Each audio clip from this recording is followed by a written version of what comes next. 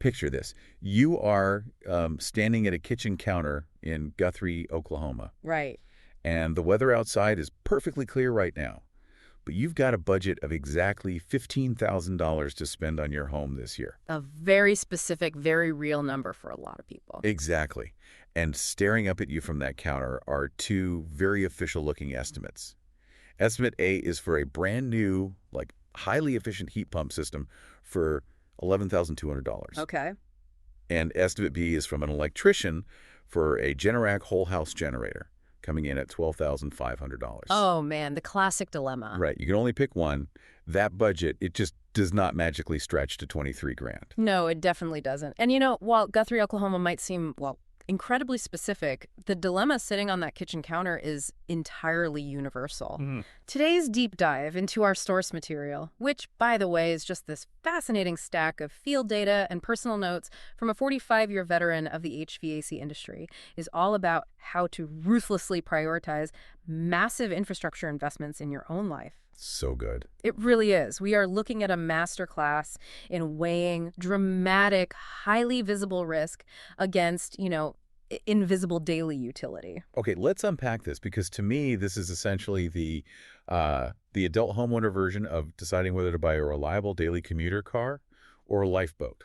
That is a great way to put it. Right. And what is so striking about this source material is the timing of when people actually try to make this decision. Yes, the timing is everything. Because these two estimates usually end up sitting side by side on a kitchen counter right after a traumatic weather event, like in central Oklahoma. That's typically following a brutal February ice storm or, right after the spring tornado season. And the psychology of that moment is just incredibly powerful. I mean, people have just spent 2 miserable days in the dark. Oh, it's the worst. It is. They've been running like a bright orange extension cord through a cracked window just to power a single space heater. Just watching their breath in their own living room. Exactly. And we are biologically wired to react to recent trauma.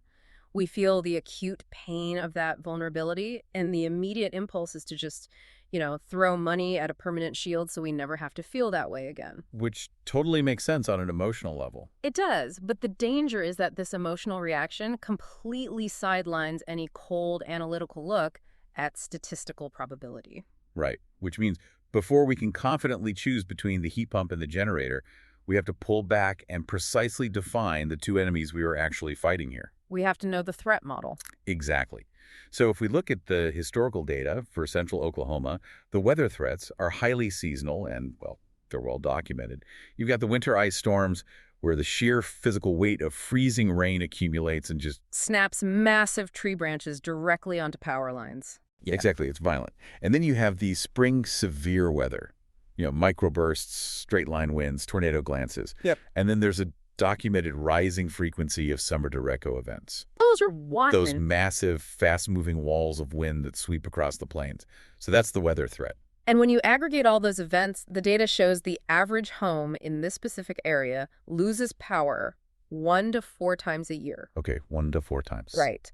Now, the duration of those outages is the critical metric here. The vast majority of them are brief, usually resolved in under 8 hours. Which is annoying but not catastrophic. Exactly.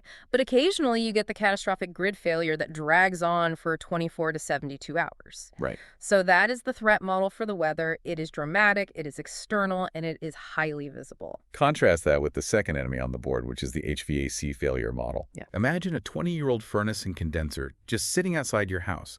It is way past its useful life, the coils are all corroded, and it is running with incredibly poor efficiency. Just sucking up electricity. Right. But I have to push back here on behalf of anyone who's actually lived through a massive power outage. Fair enough. Because a rusting AC unit doesn't make the evening news. Losing power for 3 days in a freezing ice storm is a visceral nightmare. It really is. You have hundreds of dollars of food spoiling in the fridge. You've got the very real threat of pipes bursting inside the walls and just the sheer physical toll it takes on a family. Yeah, it's exhausting. Sure, the spreadsheet might say the old HVAC is inefficient, but spreadsheets don't shiver in the dark. That is a very fair point. It just seems incredibly hard to tell a traumatized homeowner to ignore a genuine threat to their safety just because their air conditioner is a little rusty. And that hesitation is completely valid. Yeah. It is exactly what this veteran installer faces every time he sits at a kitchen table with a client. The weather is terrifying, but equipment wear and tear is a mathematical certainty. Okay, a mathematical certainty. Yes, and here is why the HVAC threat is fundamentally sneakier and, honestly, in many ways, much more dangerous to your wallet. How so? Because that 20-year-old compressor isn't going to fail on a beautiful 70-degree spring day when you just have the windows open. Right, of course not. It is going to fail during a heat advisory when the ambient temperature hits 105 degrees. Because that is when the system is under the maximum possible thermodynamic stress. Precisely. We are talking about thermal overload. An aging compressor working in extreme heat physically expands. Ooh, wow. Yeah, it draws massive amounts of electrical amperage just to keep turning, which fries capacitors, melts wiring, or causes the compressor to just lock up entirely. That sounds expensive. Extremely. When that happens, it is an immediate, same-day emergency. You are suddenly at the mercy of emergency repair pricing, assuming you can even get a technician out to your house. Because 100 other aging units in your city just failed on the exact same afternoon. Exactly. A reactive, panic-driven replacement in the middle of a heat wave fundamentally removes your negotiating power. It will almost always cost you more than a planned, proactive replacement would have. Okay, that makes sense. Yeah. But wait, if we're saying the HVAC failure is the bigger financial threat, we have to actually prove that math. Let's do it. Because looking at these two estimates sitting on our hypothetical kitchen counter, 12.5 for the generator, 11.2 for the HVAC, they look functionally identical at first glance. They're both massive capital expenditures. Exactly. How does the math actually diverge over time? Well, we have to move beyond analyzing just the physical risks and break down the cold financial math of what this protection actually costs you per year of ownership. This is where the source material introduces a brilliant concept, which is calculating the dollars per year of exposure. Dollars per year of exposure. I like that. It's very revealing. Let's run the math on the generator first. We have that $12,500 estimate. If we assume a 15-year lifespan for that piece of equipment and amortize the cost, that breaks down to roughly $833 a year. And what that $833 is buying you is essentially an insurance policy against those 1 to 4 outages a year. Right. So let's say, taking the historical average, you experience about 24 hours of total power disruption annually. If you divide that annual cost by the hours of disruption it prevents, you are paying roughly $200 for every single hour of outage you avoid. Yes. Here's where it gets really interesting to me. You are paying $200 an hour just to keep the lights on and the fridge running while you wait for the utility company. It is a staggering premium when you break it down like that. Now, hold that $200 an hour figure in your mind, and let's run the HVAC math. Okay. The new heat pump system is $11,200. Amortized over that same 15-year lifespan, you are looking at $747 a year. So the annual baseline cost is already lower. Exactly. Okay. But the return on investment operates on a completely different paradigm. That $747 buys you year-round environmental control. It eliminates the anxiety of emergency repair calls. Right. But most crucially, a modern, highly efficient heat pump radically changes your monthly operating costs. Right, because that limping 20-year-old zombie unit is fighting friction and refrigerant leaks, meaning it has to run twice as long to cool the house, just gulping electricity the entire time. Gulping it. The notes indicate that upgrading to the new system actually delivers $200 to $600 a year in hard operating savings on your utility bill.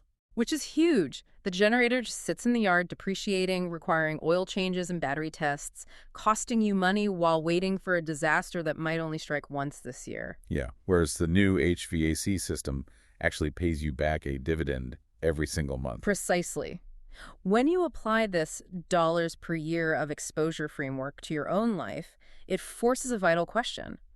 Whenever you are gearing up to make a massive purchase, are you paying for an everyday solution that permanently elevates your daily baseline, or are you buying an incredibly expensive edge case insurance policy? So if we look at the ultimate verdict from our 45-year industry veteran, the recommendation is the HVAC replacement, almost every single time. Almost every time. And the logic boils down to the simple fact that comfort is daily.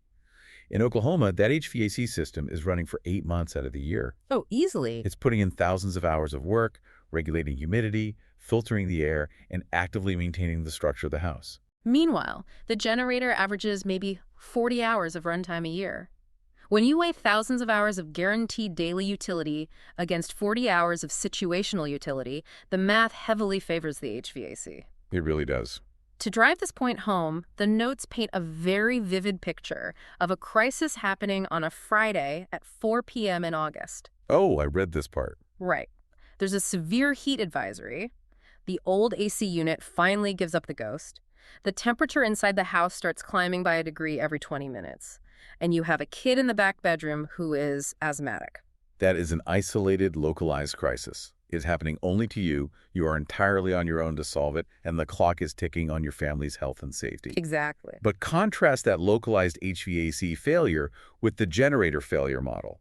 The power goes out because a severe summer storm rolls through. When a severe storm knocks out the grid, it is a widespread event. You aren't alone. The utility company is acutely aware of the outage. They usually have an app showing you exactly where the trucks are. Right. They have regional fleets of trucks actively rolling out, clearing trees, and repairing transformers. The cavalry is already on the way. You are just waiting for highly trained professionals to restore your service. It is a shared inconvenience versus a private emergency. That distinction is huge. But we did say the HVAC is the right choice almost every time. Yes, OS. Because the source material outlines a very specific, absolute exception to this rule, where all the mathematical logic we just discussed goes completely out the window. And we cannot overstate the importance of this exception. If you have a customer, or if you in your own home have a family member with a medical dependency on power, the calculation fundamentally changes. Right. We're talking about households relying on oxygen concentrators, CPAP machines for severe apnea, in-home dialysis equipment, or cold stored medications like insulin that will become dangerously inert if the fridge loses power for too long. Exactly. For those specific households, the generator stops being an edge case insurance policy and becomes non-optional life support. It's a necessity. If a power outage physically threatens a life, the generator must be prioritized, regardless of how inefficient or old the HVAC system is. The math of exposure yields entirely to the math of survival. Wow. So assuming you don't have a medical dependency and you are just a standard homeowner, is dropping 12 grand on a whole house generator essentially just buying a false sense of control? I mean, the veteran installer synthesizes it brilliantly. The generator is the once-in-a-while answer to a once-in-a-while problem. Right. The HVAC is the everyday answer to the everyday problem. It brings us back to the commuter car versus the lifeboat. You rely on the car every single day to function in society. You merely hope you never have to uncover the lifeboat. But human nature is stubborn. People still want the lifeboat. They still vividly remember sitting in the freezing dark during that ice storm, and they want protection from those annual outages. They just don't want to blow their entire $15,000 budget to get it. Which is completely understandable.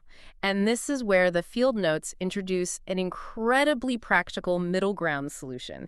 Let's call it the hacker's compromise. Oh, I love the hacker's compromise. This compromise relies on having a bit of electrical foresight during the HVAC installation. Yes. You pull the trigger and replace the HVAC this year. You secure the daily comfort, eliminate the risk of a Friday afternoon crisis, and start collecting the energy savings. Right, you lock in the everyday win. But while the electricians are already at your house wiring up the new heat pump, you pay an extra $600 to $1,200 to have them install a generator interlock kit and a single 240-volt subpanel tied to your central circuits. Let's break down mechanics of why this is so clever. That subpanel basically intercepts the wiring for the most critical things in your house. So like the refrigerator. The refrigerator, a few strategic lights, the internet router, and this is key, the blower fan on that brand new HVAC system. And the interlock kit is a physical metal sliding plate on your breaker box. It literally forces you to disconnect your house from the main utility grid before you can flip the switch to accept emergency generator power.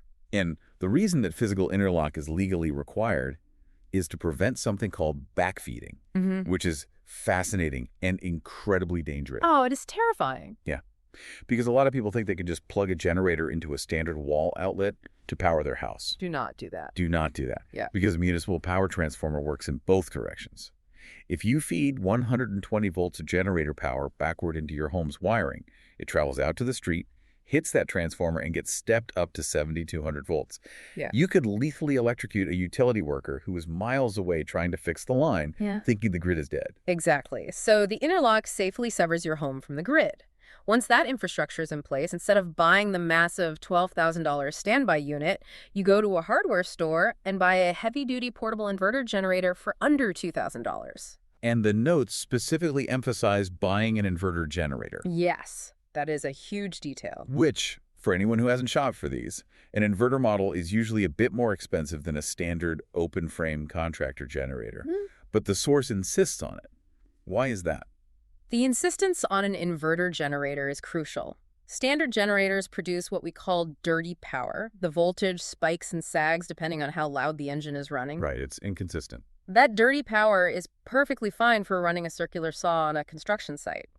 But a modern HVAC system, like the one you just spent 11 grand on, is essentially a giant computer. It has delicate microprocessors and control boards. Oh, I see. An inverter generator takes the raw power, converts it to DC, and then electronically inverts it back into a perfectly clean, smooth AC sine wave. It delivers power that is identical to what comes out of a standard wall outlet, protecting your expensive new circuit boards from getting fried. That makes total sense. So for maybe 2 or 3 grand extra during the HVAC install, you are covered. When the storm hits, you wheel the portable generator out of the garage, plug it into the interlock, and you have enough clean power to run the fridge, keep the lights on, and run the fan on your new furnace so your pipes don't freeze. Exactly. According to the field data, that setup carries a homeowner through 95% of severe outages without taking the massive $12,000 hit. It's just smart. This compromise is like buying the really nice, well-tailored suit for work. That's the HVC. You wear it every day. You look great. It serves a constant purpose. But you also keep a sturdy $20 umbrella in the trunk of your car, just in case it rains. I love that analogy. But what you aren't doing is walking around every single day in a $12,000 hazmat suit on the off chance you encounter a puddle. This compromise really is the ultimate lesson in risk mitigation. We often fall into the trap of thinking we need the absolute platinum-tier bulletproof solution to feel safe. But you rarely need the platinum solution to solve 95% of a problem. You just need to be highly strategic about identifying your absolute essentials. And speaking of being strategic, there is one more massive reality check hidden in these notes regarding fuel sources. Oh, the fuel issue. Yeah. Let's say a listener decides they do want the big whole house generator. They have the budget for it, and they want the seamless convenience of it kicking on automatically. Okay, sure. They still have to plan for how to feed that machine. A generator without fuel is just a very heavy, very expensive lawn ornament. Exactly. In rural areas, fueling a massive standby generator usually means installing buried propane tanks. Right. This is straightforward, though it adds thousands to the upfront cost and requires you to monitor your levels and schedule fuel deliveries. But in city environments, most of these whole house units are hooked directly into the municipal natural gas lines. Which sounds like the ultimate luxury, right? Unlimited fuel piped continuously right to your house. You never have to go out in the rain to fill up gas cans. It sounds foolproof until you understand the physics of municipal infrastructure during a widespread crisis. Natural gas isn't magic. It's not. No, it relies on pressurized compressor stations pushing the gas through miles of pipelines. If a massive multi-state freeze hits, millions of people are firing up their natural gas furnaces and their whole house generators at the exact same time. Oh, wow. Yeah, they are all drawing millions of BTUs simultaneously. Meaning the physical pressure inside those municipal pipes just plummets. Exactly. The pressure can drop so low that your shiny new $12,000 generator simply starves. Just shuts down. It will trigger a low-pressure sensor and shut itself off to prevent engine damage. Your localized, hyper-expensive solution is ultimately bottlenecked by the vulnerabilities of the broader municipal infrastructure. That is wild. It's exactly the kind of blind spot that critical thinking and a deep understanding of your specific environment helps uncover. You have to know the limits of your safeguards. So to bring it all back to that kitchen counter in Guthrie, Oklahoma. Yes, back to the counter. You've got the 15 grand, you've got the 2 estimates. The core takeaway from a lifetime of HVAC field experience is remarkably clear. Solve your daily, guaranteed exposures before you bankrupt yourself preparing for edge case scenarios. Unless your health dictates otherwise, fix the thing that impacts your life every single day. Yeah. The physical wear and tear of your daily environment is a mathematical certainty. The storm is just a probability. Well said. And the next time you face competing priorities in your own life, whether you are budgeting for home maintenance, deciding what software to buy for your business, or even choosing how to allocate your time run, this exact exposure math. It really works for anything. Ask yourself how many hours of your life are actually impacted by the problem and divide the cost by those hours. It is an incredibly clarifying exercise that cuts right through the emotional noise of recent trauma. It really is. But as we wrap up this deep dive, there was one subtle detail in the source notes that really caught my eye. I want to leave you with a thought to mull over. Oh, what's that? The veteran installer specifically noted that summer derecho events, those massive, violent, grid-destroying windstorms we talked about earlier, are actively increasing in frequency in places like central Oklahoma. Okay, yes. The climate patterns are demonstrably shifting. So if an area's climate shifts so drastically that it goes from having 1 to 4 short outages a year to experiencing regular, severe, multi-day grid failures. Oh, I see where you're going with this. Right. At what point does that exposure math fundamentally flip? That is a great question. If extreme weather becomes the actual new normal, does that once-in-a-while generator suddenly become the everyday necessity? At what point does the lifeboat become the commuter car? It changes everything. It really does. Yeah. We'll leave you to ponder how a changing environment might eventually rewrite the rules of your own home economics. Next time you're standing at the kitchen counter weighing your options, just remember, the math is only as good as the weather outside.